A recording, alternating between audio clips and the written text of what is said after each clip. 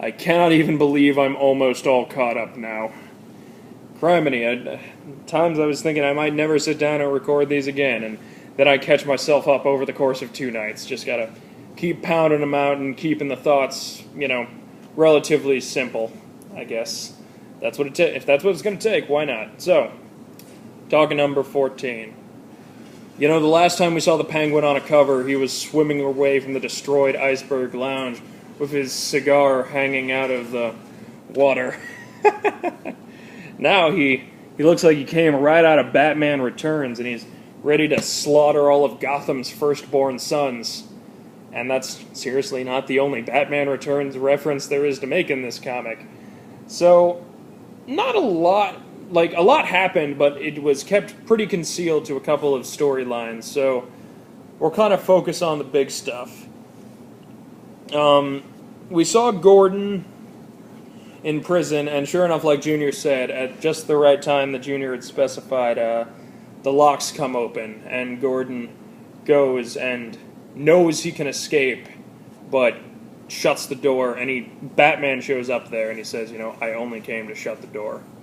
And Batman believes him, and according to the writer, yes, he did only come to shut the door, but he was tempted to leave, and for Gordon, that's a big deal. For Gordon, that's a problem. But he has a reason to be there now, feeling like he can't fulfill anything, can't make anything any better. On the opposite side of things, Penguin talks about how there was a mob boss in Gotham years before Falcone, the mob boss before Falcone, who espoused about the natural order. He was very Darwinian. He said, eventually, when the lion has grown old and weak, the younger lion will come and kill him and take his place. And in this case, Falcone took his place. But then when Falcone became old and weak, the Penguin knocked him out and just took over the Gotham crime scene. And the Penguin says, it's not his right to take that place back from me.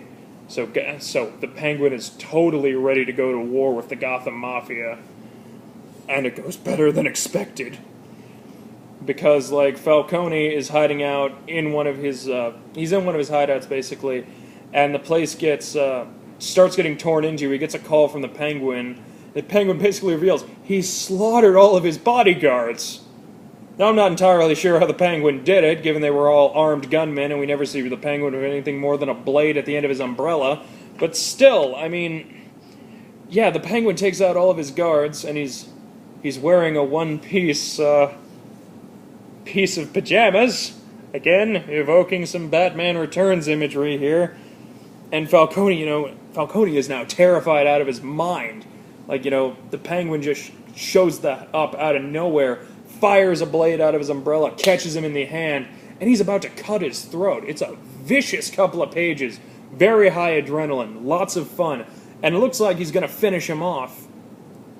And then the Gotham police storm in, led by Jason Bard, and they manage to arrest the both of them. And it turns out it was all a ploy. Bard had set it up. He had the Gotham police ready. He had learned Falcone's location, but he just wanted to take both of them down at once. And like I said, he is a mad genius. I love the character. Just the fact that he is bold enough to attempt something so just rash. He's fighting two different crime families of Gotham simultaneously and beats them both in one move.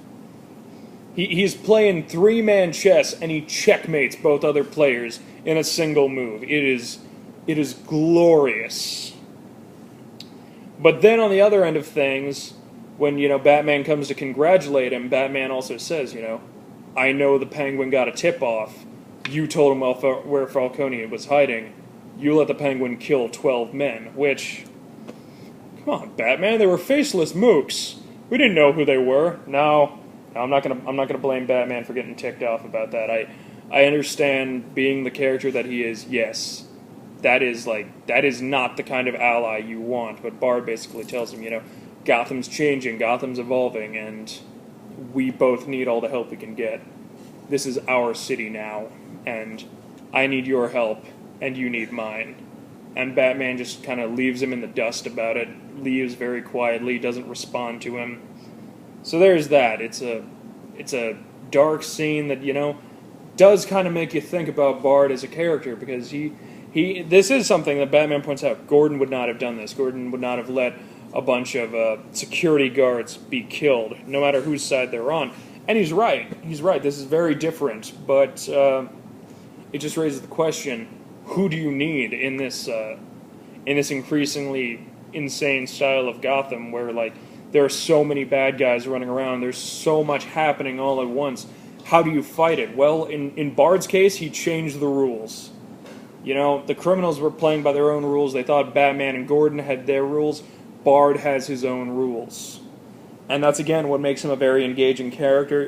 It's what makes me like him even more, even if, I'm questioning his motives on some things. No, there's no question on his motives. It's just a question of, well, if he's willing to do this, how much more is he willing to do? So that kind of takes up most of that. We see Tim, Red Robin, whatever, take off for Tokyo, and look, Harper snuck in. Don't you have a little brother you need to be concerned about? Shouldn't you be at his bedside or something right now, as he's slowly being killed by nanobots?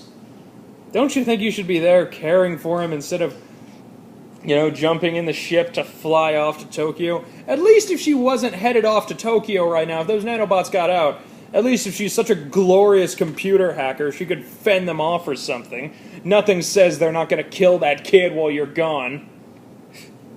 Knowing how the DC writers like to kill characters, that is a very real possibility. He doesn't have a costume. He doesn't have a backstory. It gives her motivation. It's reverse fridge stuffing. It's killing a male character for the advancement of a female one. I don't know if that's ever happened. But I'm not going to say I think these guys are above it. I would say I think they're above most crap, but I don't know that they're above that. So that takes up most of the comic. There's the only other tiny little bit we saw leads directly into number 15, and that's that Scarecrow is in Arkham Asylum running for his life, and he's captured there at the end by the Joker's daughter, who is ranting like some kind of mad occultist about, sacrifices to daddy and all this, and it makes you wonder, is Joker hanging out in there? Are we gonna finally get Joker, coming up on over 15 issues in? He's not been present, he's not been a force in this comic so far, but I'm hoping, because again, I loved Professor Pig, very happy to see James Gordon Jr. show up, but come on guys, it's the Joker, and it's the 75th anniversary of Batman. He ought to show up around here somewhere, and seeing Joker's daughter there gives me that hope. So, that covers issue 14. I know I didn't talk about it a whole lot. I know I didn't, go on a long rant about it or anything, but overall, again, a really, really fun read. Lots of good stuff going on in it. So, there we go. And that just leaves last week's comic, officially, at the time this video is recorded. So, yeah, let's get all caught up and let's do 15.